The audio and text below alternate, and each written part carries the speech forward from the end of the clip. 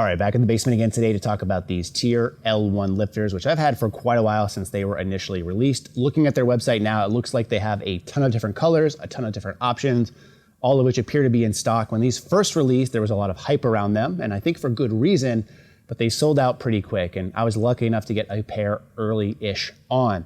Now, it's interesting with these shoes because recently I've made a video talking about how I prefer to train in flats, and one of the main reasons was I prefer a more anatomically correct toe box. So I like having the wider toe box, number one, for my wider feet, but also so I can feel my toes and kind of splay them and root in and grip the floor a little bit better.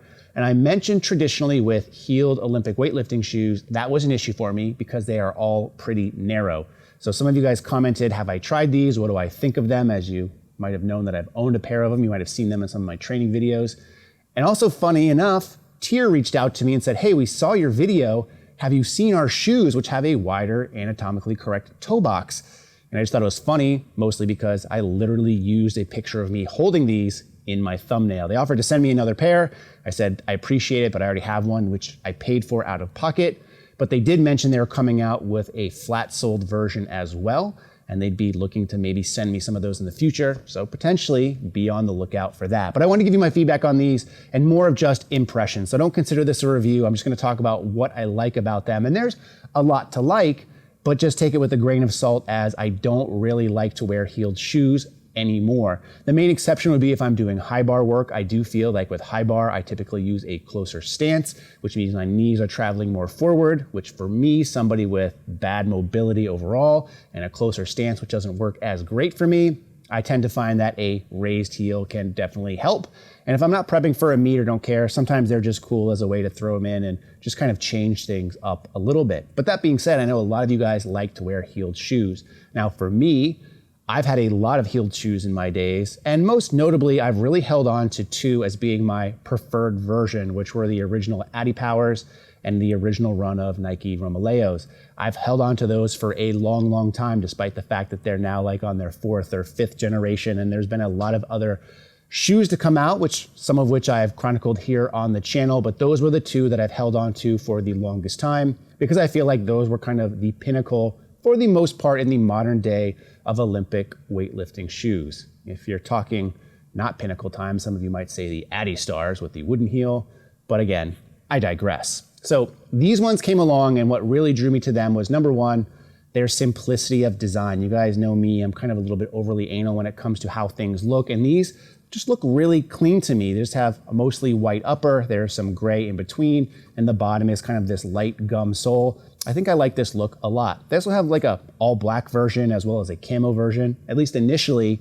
Again, as I mentioned, I kind of scrolled through their site recently and see they have a bunch of different other colors, but I like that because some of the newer designs that come out from other heeled shoes companies, they just don't really fit my style necessarily, which again is more personal preference and anecdotal, but it is what it is, and I really liked the look of these. But as we all know, the main draw for these is that they initially partnered with Squat University, love them or hate them, and they really pushed this as having a wider toe box, and they did a lot of marketing around this, specifically showing things in relations to the Adipowers, which I had a good laugh at as well, because although these are for sure wider than Adipowers and probably any other squat shoe that I've used, I think it's a little bit comical about how big of sizes they used on this person's feet to show examples, as those shoes look like they're way too big, thus making the gap and the difference of these appear even more so than they really are. But that being said, they do have a wider toe box than the other shoes that I'm accustomed to, and I did find them more enjoyable in that regard and better fitting. Now for these in general use, like I said, I would predominantly use these on squat days, and if you're an Olympic weightlifter, you're going to be using heeled shoes much more frequently. But outside of squats, you're probably not looking at buying a dedicated shoe like this. Shouldn't be deadlifting in them because they're going to pitch you forward a little bit. You probably shouldn't be doing other explosive exercises in them outside of the Olympic lifts because the heels tend to be pretty hard, the bottoms tend to be pretty flat, there's not a lot of cushion in them, which for squatting is ideal, but for other stuff is probably not. And that's not different than any other real squat shoe out there, so there's nothing truly unique about them in that regard. However, let's focus on the main point again, which is the width of these. As noted, these are wider than other shoes. However, that being said, I think I was slightly let down in how they felt initially upon wearing them, because although these are wider, they're not extremely wide. So I did still find that they were a little bit tight in about the midfoot at the widest portion. If you take a look at the way the actual insert works, you can kind of see where there is some overlap. Obviously, this is going to depend on you and how wide your feet are. But again, in relation to the other shoes available, these are wider, which is more preferable. Now, of course, you could always size up even further and probably get a little bit more width out of them. But then, in my opinion, that's actually a negative, as you're going to have a lot more room in the toe box. And because these are raised up about 21 millimeters, which equates to about 0.8 inches, if you have a lot of room in the toe box and these are elevated in the back, you are going to slide forward some. So you will get some shifting, which again is not ideal in my opinion for squatting. So you should size accordingly, which I think if I look here, I actually went half a size up. So I typically wear like a 12.5 in most shoes, but for these I got a size 13 for what it is worth. Now, despite the fact that these are a little bit wider, let's talk about the rest of the construction of the shoe. Just call out some things. They have dual straps in the front and the back. Typically, I'm not really a strap-on guy. So although I like having straps, I like the aesthetics of it, like I do not crank these down. I don't like overly tight shoes on. That's one of the reasons I prefer some of the minimalistic shoes that I wear, because I can slip them on and off, don't have to worry about cranking them down, so to say. If you're the type to crank these down, just be aware that these right now, at least on the model I have, which are the original ones, they have plastic eyelets here. So if you're really cranking these down, these could potentially be a point of failure in the future. They have not failed for me up to this point after 6 or so months of using. But again, very light use on my end, and I do not crank these down. The rest of the shoe though fits very comfortably. The bottom I really like, and is probably one of the best and or maybe hardest part to get used to is the bottoms. And what I mean by that is I found that these gum soles on this version are extremely sticky. So it's a positive because your feet are super planted in these.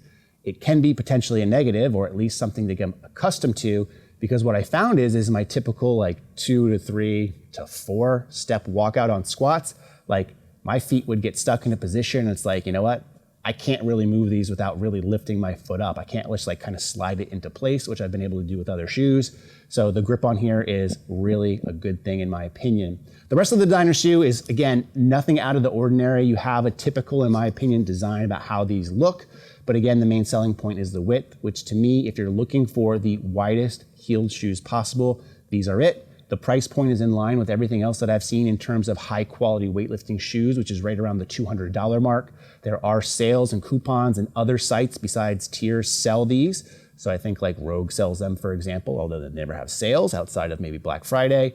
But you can probably find some sort of a discount code or a coupon code that's gonna knock somewhere around $20 off pretty frequently from what I've seen. But I would recommend these if you're looking for a heeled shoe. And although I said I don't use these as much, I guess the really proof in the pudding of this whole video is the fact that I actually got rid of my Adipowers and my Romaleos that I've had in my possession for about 8 or 9 years now in favor of these shoes, because even though I don't use them, if I'm going to use one, these would be my choice. So hopefully this video helps some. If you have other questions about these shoes or anything in general, I'm your guy. Ask me in the comments section below. But in the meantime, as always, thanks for watching and stay big.